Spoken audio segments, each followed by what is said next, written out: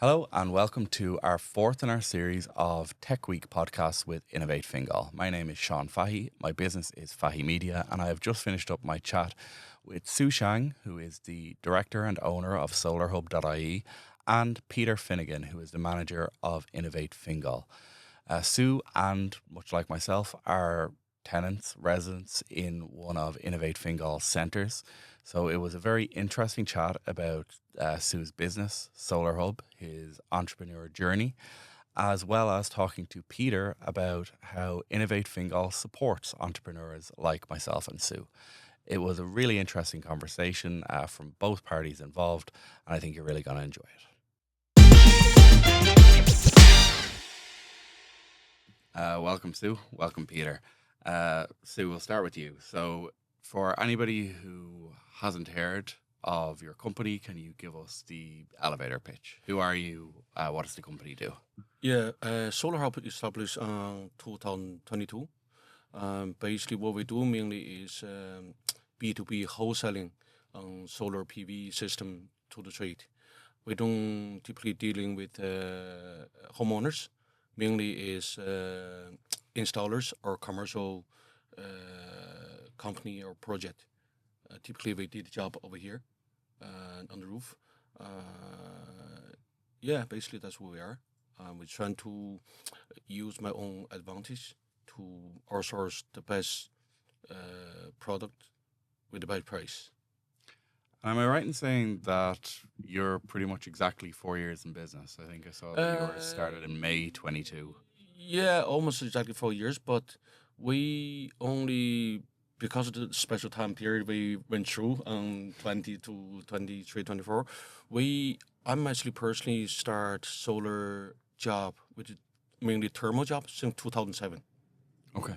So this is way before nearly anybody who involved with solar. Yeah. And regarding on solar PV is more of my own personal interest. Start 2013, Okay. 14. So I start to learn how this work and where to get the best materials and who is ahead for technologies. And so yeah, so I have good foundation built before that. And what does the business look like today versus, I guess, when you started? I have to say it's a fast-growing, unfunny industry. Yeah. Compare a few years ago, as I said, back to 2000 until even 2019, solar in Ireland pretty much is somebody I want to do it, but it doesn't make economic sense. For example, we have done a job back to 2016. The payback period can be 25 years after finished. And with the technology at the time, the system only lasts for 12, 15 years. So now it is very fast growing. And personally, I do see a big difference.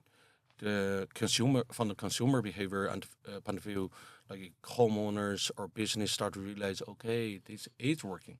Like I remember back to when I start the business in 2007, we had an exhibition in an RDS.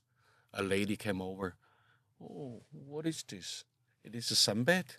Yeah. When I said, well, I'm sorry, this is a solar panel. Oh, young man, I'm afraid you're in the wrong country. So that was I never forget about this. Yeah. And she was really looking. Oh, young man, Yeah. I'm sorry. I think you're in the wrong country. We need more sunbed. Yeah. And rather than now, everybody talk, oh, I want solar. You can see from the demand, the consumer is changing. Yeah. And for business owners, for homeowners, you can see even the last 2-3 years, there's a lot more panel. Yeah. Than previously on the roof. This is good to see. Yeah. And then Peter, can you set the scene for the other side of the table? So can you tell us a little bit about yourself, about Innovate Fingal, and how you and Sue cross paths? Well, about myself, I suppose I would claim to be a bit of an entrepreneur within the system. Yeah. So entrepreneurship is a state of mind, and I take chances and risks, so that is never part of the equation. And I'm working now with Innovate Fingal, and Innovate Fingal is attempting to recreate the notion of what enterprise centres are about and reach outside the centres and build a community of entrepreneurs and support that community. And Sue came first into contact with us when we were looking just post-COVID. We had got some grant money in one of our centres to actually put in some solar, tackle some of the environmental issues. And Sue won that contract. And he did such an excellent job on that occasion. He went on to do a contract here in our second centre here in Drynan. So the first centre was in base in Mulhuddard in Dublin 15. And the reality is then he became a tenant of ours because we had a very large unit. He was importing an awful lot of stock from China in terms of selling on to business. And he's currently in our largest unit as a tenant. And we like to work with our tenants, which is why we're also working with you on the media side, because that supports the tenant's business. But he is on notice that the minute we get enough money to convert that unit, he's being thrown out because we want to create a high-tech innovation centre in that particular unit. Great. Well, maybe not great, maybe. So I haven't lost my speed. Right. Okay, so Sue, back to you. You're originally from China. What does it look like? Like, how did you come to Ireland? How, I guess, from the outside looking in, how has it been setting up a business in Ireland? Yeah, I came to Ireland now, it's nearly 26 years. Okay. So I came here in 2000.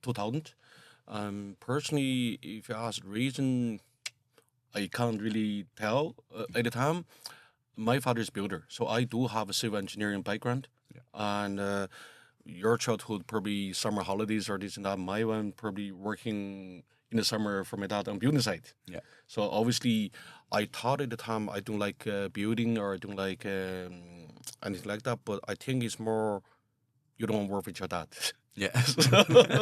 So I left the country. Actually, I go to summer for a year or two. Yeah. But eventually I settled over here, and just for simple reason, I like here. And obviously, when you stay anywhere, you need to make a living.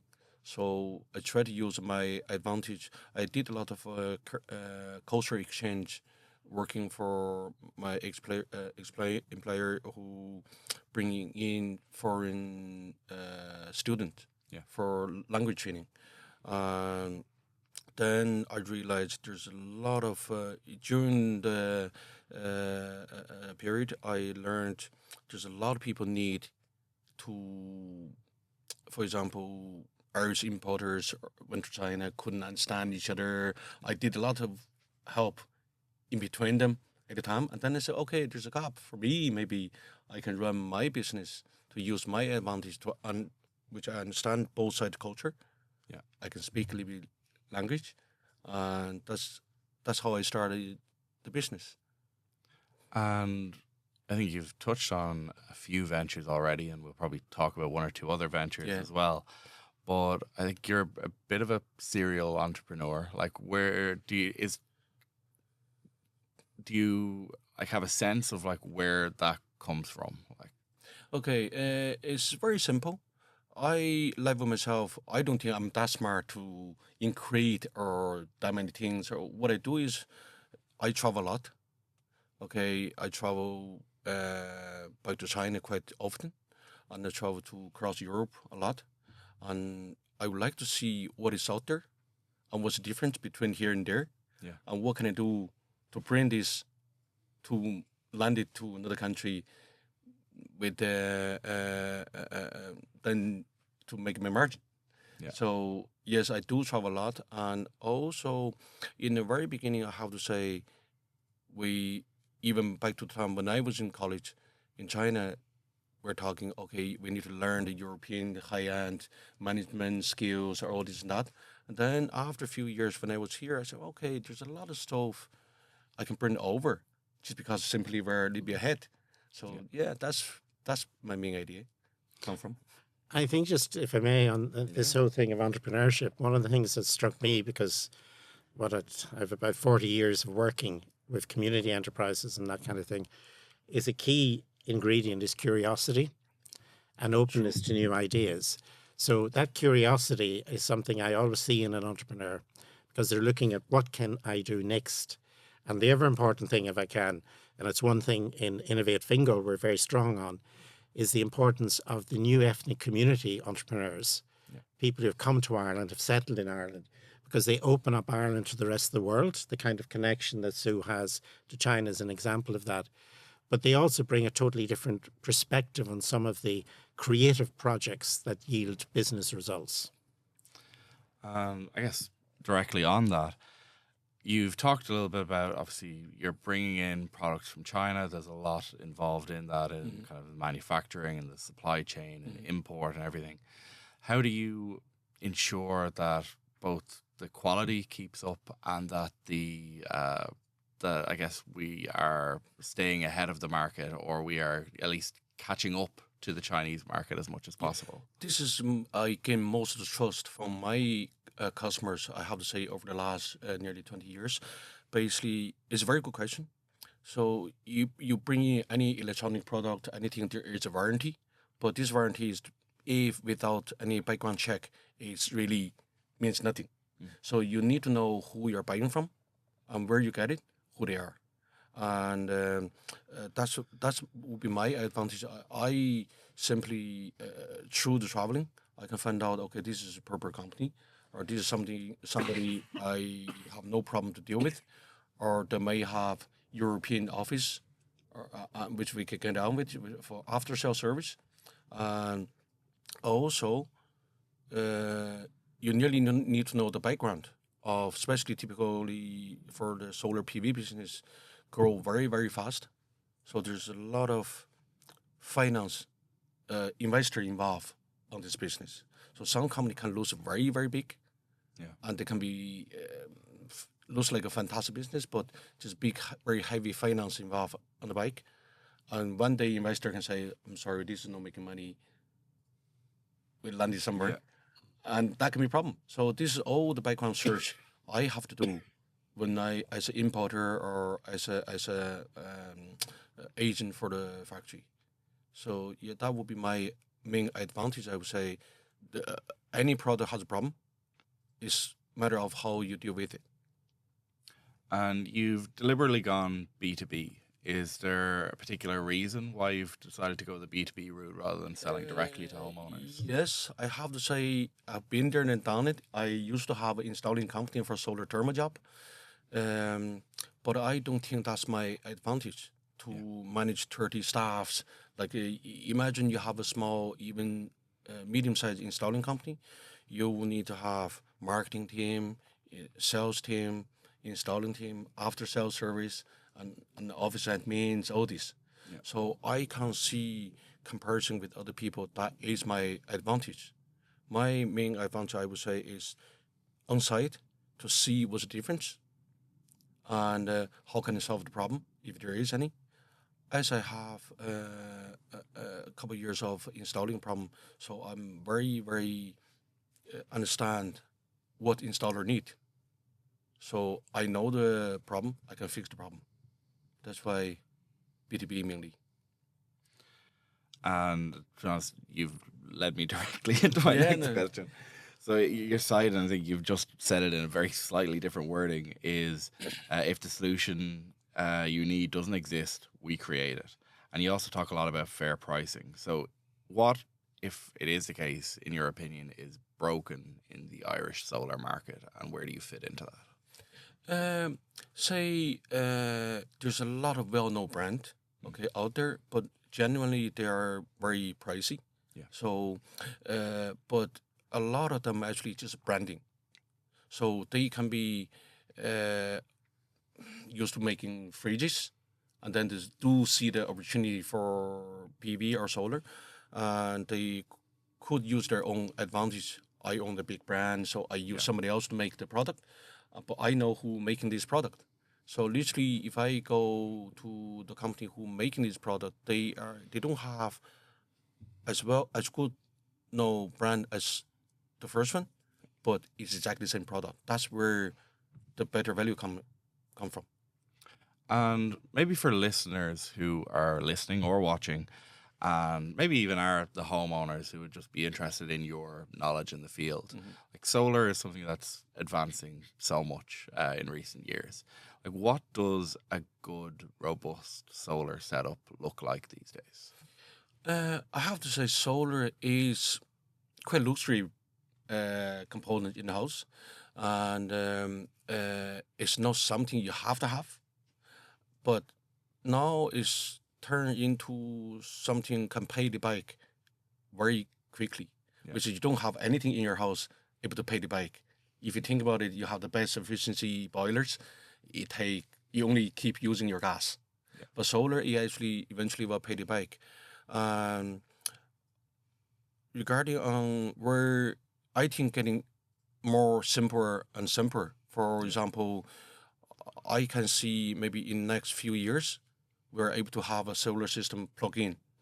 As you buy a fridge, you hang in 2 panels in the back garden, plug into the socket, it will work. Probably wouldn't generate big amount of power, but for in something very popular in Germany for the last 2 years, they call balcony solar. Okay.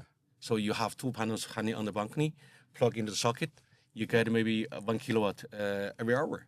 Yeah. And for me, the best system is the most simple system. Yeah.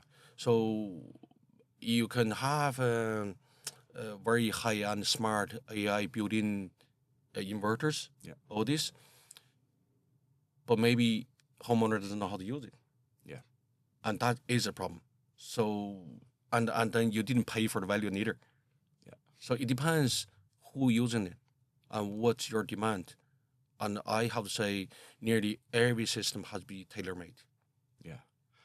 And I'm going to go back to you, Peter. I feel like I'm cutting No, you out no, of the keep going. conversation. I'm happy. I'm learning here as well. Yeah. Don't worry, I'm going to have a talk to you about solar after we're done. But we've talked about, I guess, the technology, the desire for return on investment. And I guess that's maybe where Innovate Fingal fits in as well. That you have worked together on a couple of projects already.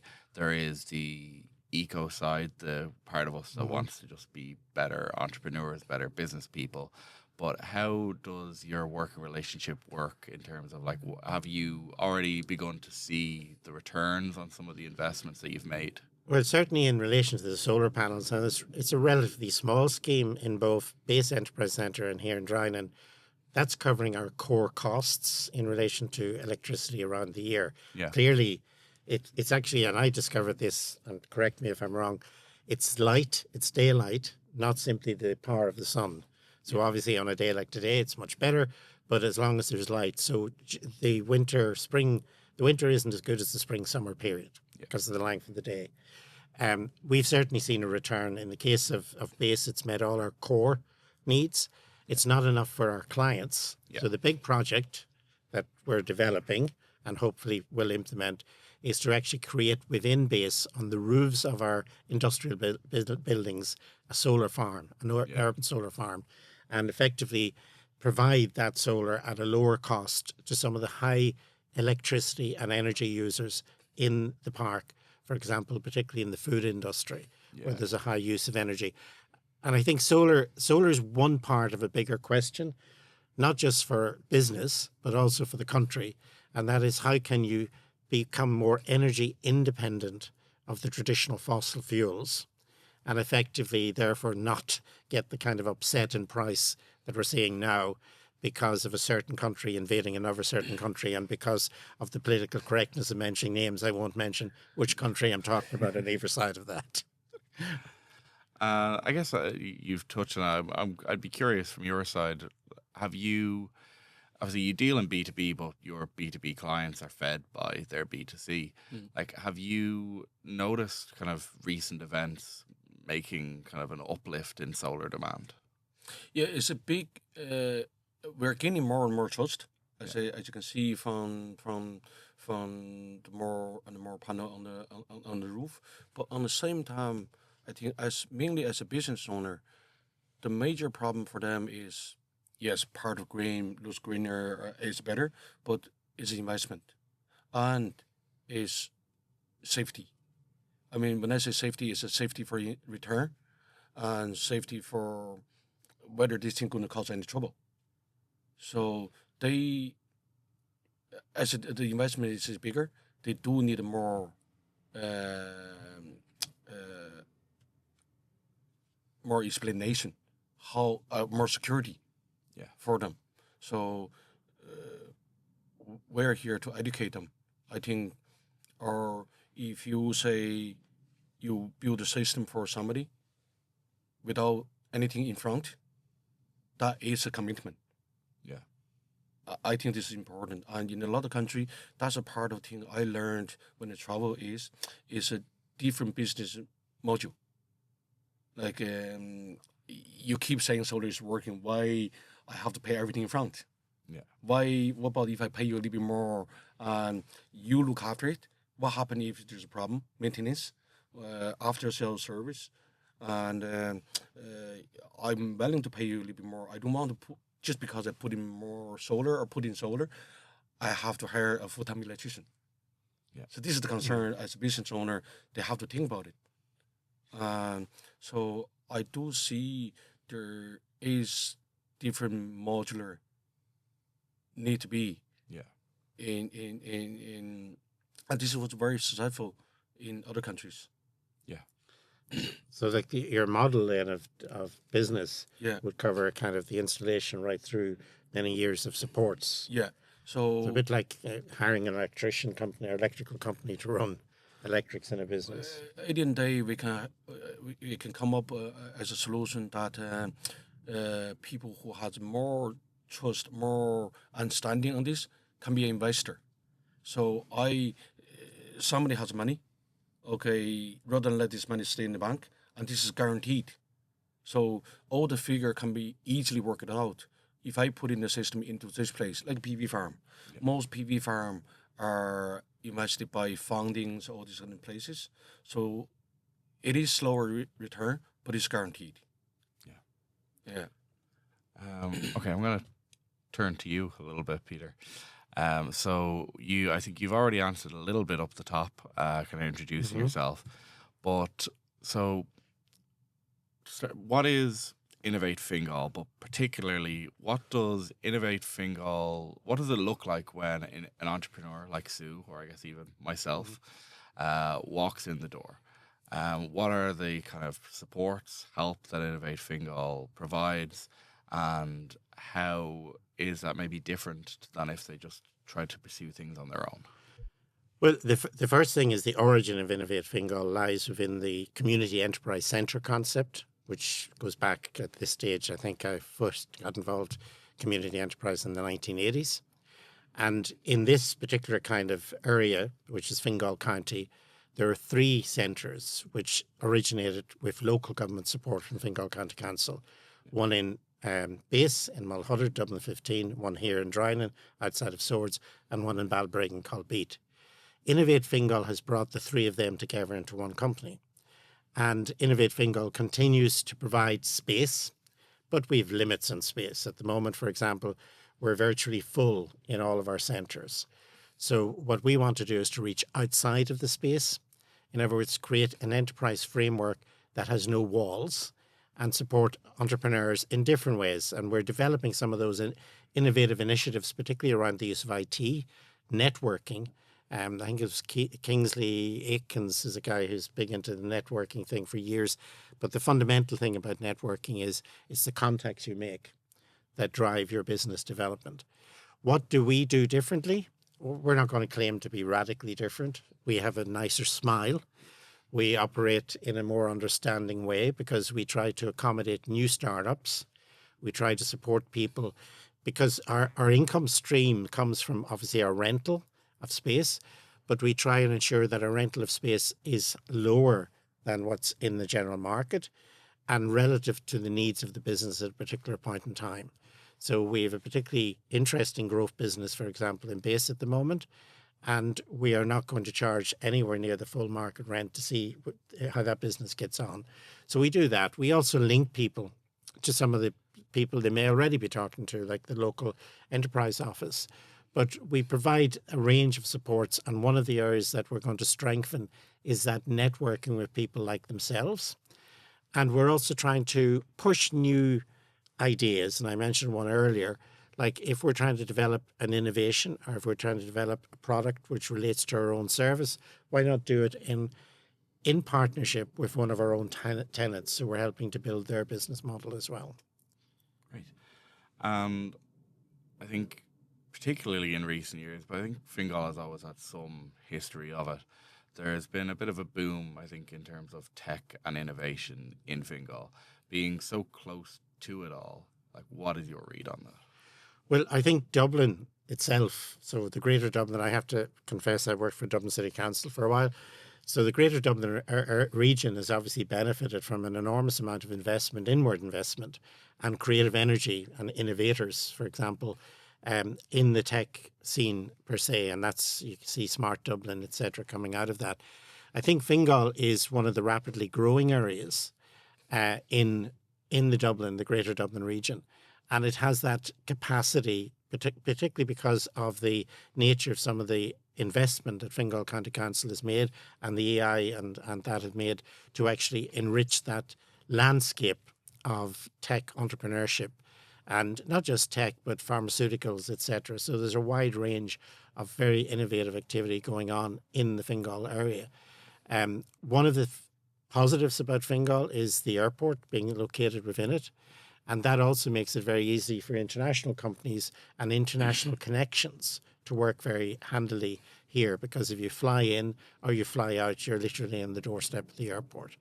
But a lot of that then is also driven around issues about data centers and, tech. There's the downside of that, which relates to the energy draw. And there's the other side, which interestingly people like Sue might help solve, is finding new ways to actually generate energy from the work of the data center itself and from installing solar farms in the area as well. Great. I'm going to turn back to you, Sue, because this is maybe... I'm very interested to talk solar and everything, but when Peter was telling me all about you and when he mentioned one thing, I was like, I can't wait to grill you about this or to find out about this. Could you tell me about your project for an RV park? Well, it's still under process. We are working, still haven't got a contract signed. We're trying to buy a site. That's why I didn't name the site. Just in case press that me would go up, complicate things. as you do. But we have pretty much everything agreed, and we have met the local council already regarding pre-planning. That's all been done. The reason it's a big jump for me. Personally, I like glamping or campings or on the countryside or so. But what I found in Ireland is the business can be very good. I know myself, we have spent something like €180 a night down in the middle of nowhere, with the room only not even bigger than twice of this room, and with nothing, no facility, nothing. And I don't know why we went. I didn't know how much we paid. When I asked my wife, for that, So it is seasonal, but the major reason for seasonal is, imagine down the countryside you have big camping site with a 50 pot or 50 rooms or whatever. Consumption is a major issue for the site, but I have a solution for that. So to link with my own knowledge, we can literally have, say, solar or even wind, and build my own storage to supply the site. And that is one of the reasons why somebody can't get their planning when they're trying to apply planning permission for a larger camping site. You have to think about storage, you have to think about traffic and consumption on electricity. You can't turn down the local power just because you put in 50 pot and local farmers have no electricity tripping out. And so, but I think I have a major solution for that. And plus my personal own interest, I like glampings or camping. So yeah, that just came very nicely. We didn't plan. Literally, I actually stayed down there for one night. I've been there a few times, and that's how it happened. And I think you have plans to bring in some super duper kind of units from Yeah, China. we actually have some of these in Dublin already, and you know the new planning come out. You can stay 40 square meter, 45 square meters, I think, is down the back garden. I do see not a problem, but you need to do the right. For example, if you have electric heaters, electric cookers, notice you may have electric car. Yeah. Your house input probably not able to manage all this. Yeah. So you have to do it right. You can nearly have maybe 10 kilowatt for the back garden granny flat for in the winter time, and your maximum input for the house normally is only 63 amps, which is probably 16 kilowatt, something around that. Yeah. So that flat took More than half. more than half. Yeah. And then you may have electric car, you may have electric shower. Yeah. So these all against each other, which is no good. And but to do it right, as I haven't mentioned, when I do the solar hot water system, mostly rather than electric is a plumbing. Okay. Yeah. So I have good knowledge how to heat the house and control. We actually have a project just before COVID, which is supported a lot by Enterprise Center. Is still there, called 18 degrees. Okay. So we can remotely control your heating in anywhere in the world. So Okay, yeah. imagine you go on a holiday, where you can turn on your heating when you're on your way back, or turn it off during the time you're not home, and all this. So the plan we have is for the modular house or pod we are talking, is use solar to generate power, and use a heat pump to drive it, and we're going to pre-made everything from the factory, lift it over. So this would work in the camping or caravan or RV park, but it also works in someone's back garden. Yeah, I think this can solve some of the problem if the planning, everything goes through. It can work for a lot of people. Chop one pot in the back garden, and you can either run it out or recently talking to a builder. In the country, especially around Dublin, we need a lot of builder to build houses, but they have nowhere to stay. Right. Yeah. The workers, Workers. Okay. So he's talking to see if he can get a temporary planning, and this is really up to. I have to say, this is better living condition than our house. It's not like a container room and you put somebody in. This is really high end living condition.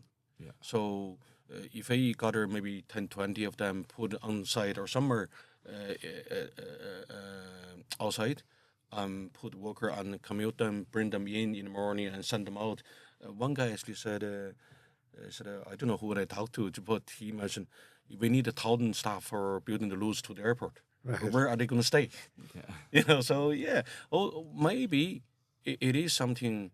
I don't know how big the business can be, but I think I have all the angles thought to fix the problem. Like mainly is electricity for individual houses. Yeah. So yeah, to bring the gas line to the bike, it can be a problem, and it cost very costly, and to have another heat pump installed individually for your granny flat is nearly making nonsense. Yeah. So, but if you have something built all together, and also because of the shortage of builder, you can really end up somebody dragging this project for 6 months, which is very common. Yeah.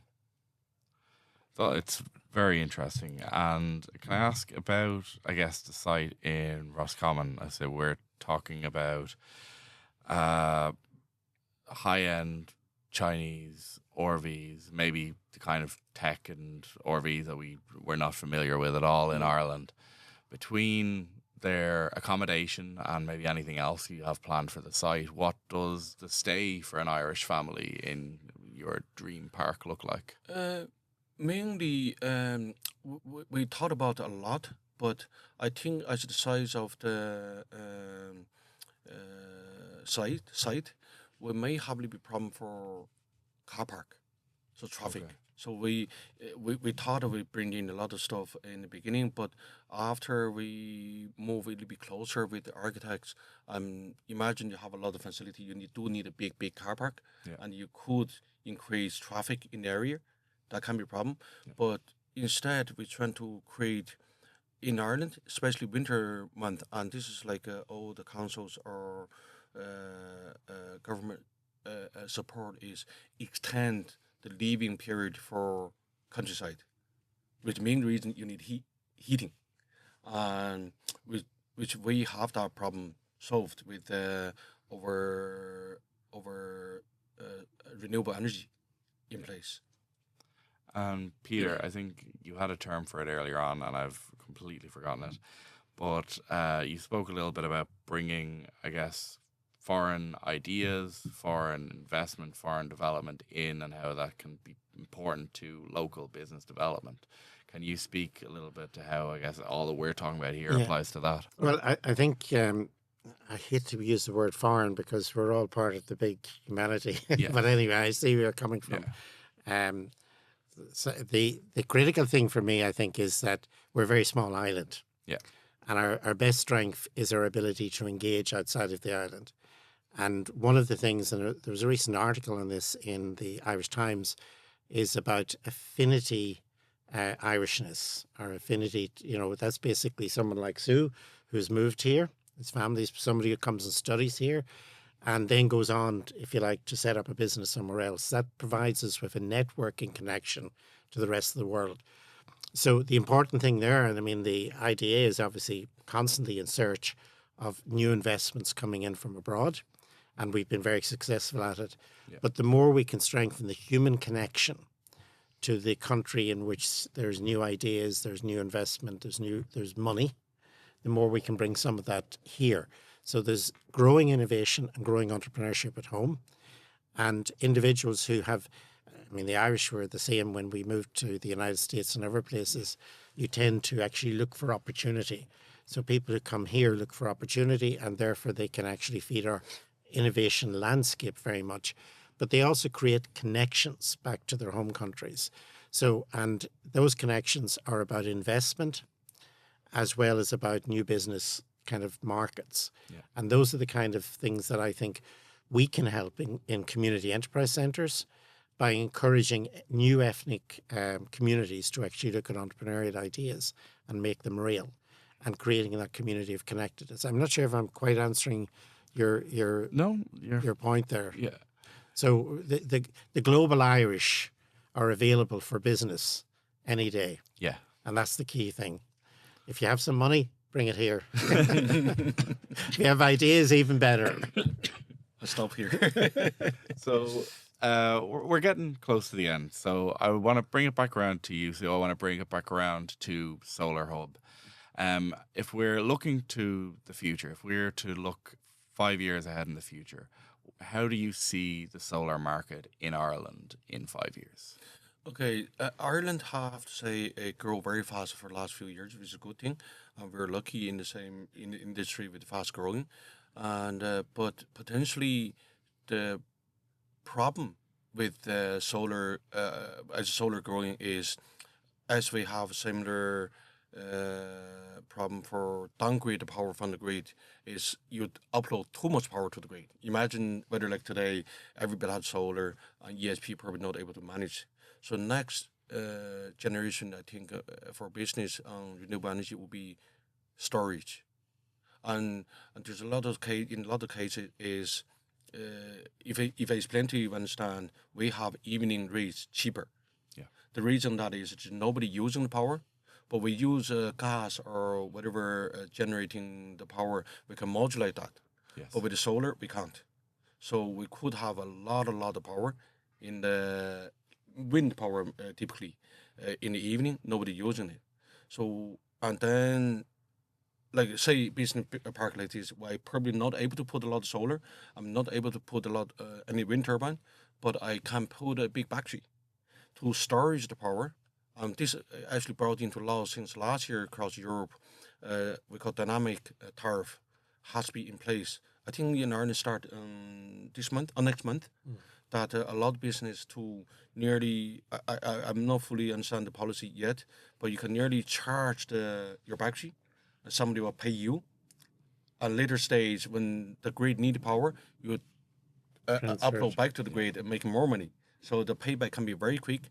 So all this business back to international investment, all this modular being proved in other countries and everything. So if this thing is started, you can easily import in a lot of investment into the country, and they are looking for any new policy come up, and there are people with the money waiting for new policies and new investment. And just can I ask, in China, for example, are they actually addressing how to make better, bigger, and more stable battery systems? Because Yeah. obviously there's been huge development in electric car batteries Yeah. in the last 10 years. So I would say nearly 80-90%. Don't quote me on that, but I know for a solar panel, more than 90%. It's not being recorded or Yeah, anything. Yeah. and but for battery, the first few biggest battery supplier is all in China. Okay. And I went to one factory there. They rebrand. They're mainly OEM making product for other companies. I went in one factory. They have 60,000 people, one factory, and they have 17 factories across the world, Yeah. everywhere. Altogether, I think they have 500,000 people work for them. It's like a city. Yeah. It's like a city. When you went in, literally like a city. So I do see there's a big advantage on that, and technology compared with a few years ago, it is there already. So it's a safe and it's a good in return and all that. Okay, to round us out, I have a couple of questions I want to ask both of you. So, if there is maybe a young entrepreneur, or maybe even not a young entrepreneur, somebody who is just thinking about starting out in a business, that is watching this, that is listening to this, is there something that you each would maybe like to say to them, perhaps even something that you wish you were told earlier on in your own journey? I think from my point of view, the first thing I would say is develop your curiosity. So look beyond your immediate idea and try and see what are the pros and cons of it. And then be prepared to take risk. I think that's calculated risk, obviously, but if you never make a mistake, you never actually succeed. So one key thing is don't be afraid to get something wrong. And I think the more you actually network with people who can bring expertise and experience to you, the better. So, it basically, I suppose I said earlier that a lot of my entrepreneurship has not been about making money, but it's about facilitating innovation in how the state engages with people who are effectively the engines of the economy. And a lot of that was risk-based. So you came up with a new program, a new idea. You had to sell it. That's the first thing. You had to prove it had a financial underpinning that would sustain it. And then you had to take the risk of implementing it and everything be flexible enough to change as you go along, because nothing ever works out the way you expect it to. And what's the old saying, no plan survives the first engagement with the enemy. So, when you're engaging with a marketplace or your product kind of suppliers or your customers, while they're all friends, they're also enemies in that context. So your plan has to change. And the same to you. So, is there anything you would say to somebody who is maybe at the early stages of their journey? Yeah, I was more than 20 years entrepreneur in the business. I have to say, before you make a decision, you have to be careful or think about it carefully. It's full of challenge. It's not easy, but it also full of happiness.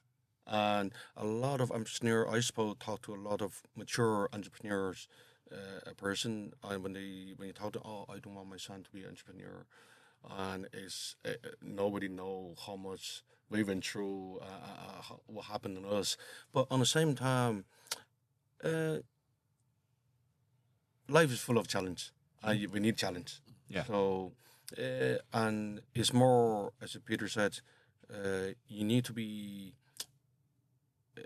stay in when you look at something and you like it or you want to do. You need to stay in the same business long enough, and don't give up. Okay. And one more for both of you, and it can be as open as you want it to be.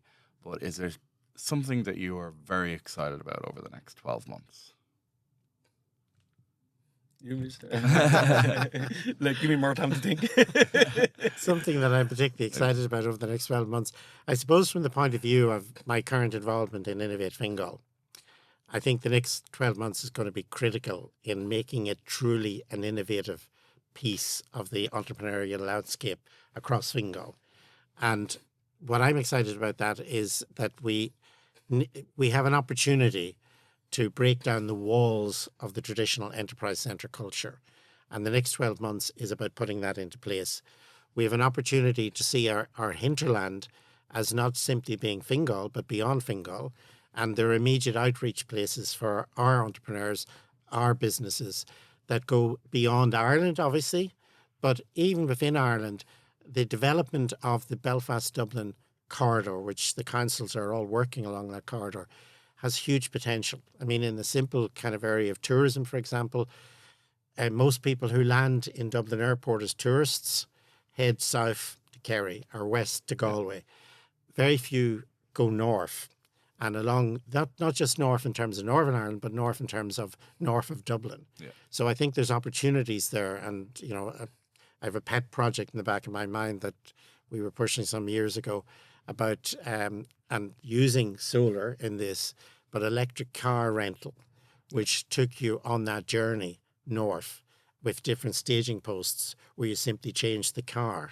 Okay. Now, I gather in China now, you simply go in and change the battery, which gives you longer driving. Yeah. So there's lots of innovative niches that can be created in that show how this kind of area of Dublin, this area of Ireland called Fingal, can actually lead the way in terms of developing entrepreneurship.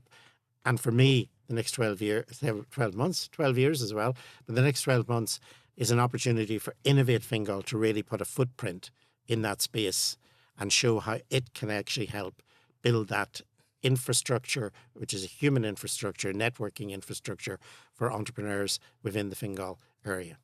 Great. And there's a tough answer to follow. Yeah. But is there anything that you are particularly excited about over the next 12 months? Well, I do see, in between two countries, as a Chinese myself, in between two countries, I do see a lot of more connections. And I have to say more and more connections. For example, Chinese open for without 30 days without visa visit. And I do see two countries' leaders getting more and more often communicate each other. And that's all helps. And that's all positive. And as somebody running in between two countries, this is something I do see can help a lot for entrepreneurs. Yeah. And new policies, new business, and new ideas. Yeah, so I'm happy. Yeah. Okay, to completely round us out. Sue, how do people find you, contact you, learn more about Solar Hub and your business? We do have a website, solarhub.ie, and we have, if you're an installer, we're quite well known already these days, and we run a lot of solar training as well, and we have nearly 3 places you can pick up your gears. One in Base, one in Southside Dublin, 2 in Southside Dublin. So, solarhub.ie, the easiest way to find us, or just Google Solar Hub. Great. Yeah. Look, thank you very much for taking the time to come in. Thank you so much. Thank you. Thank you for your time.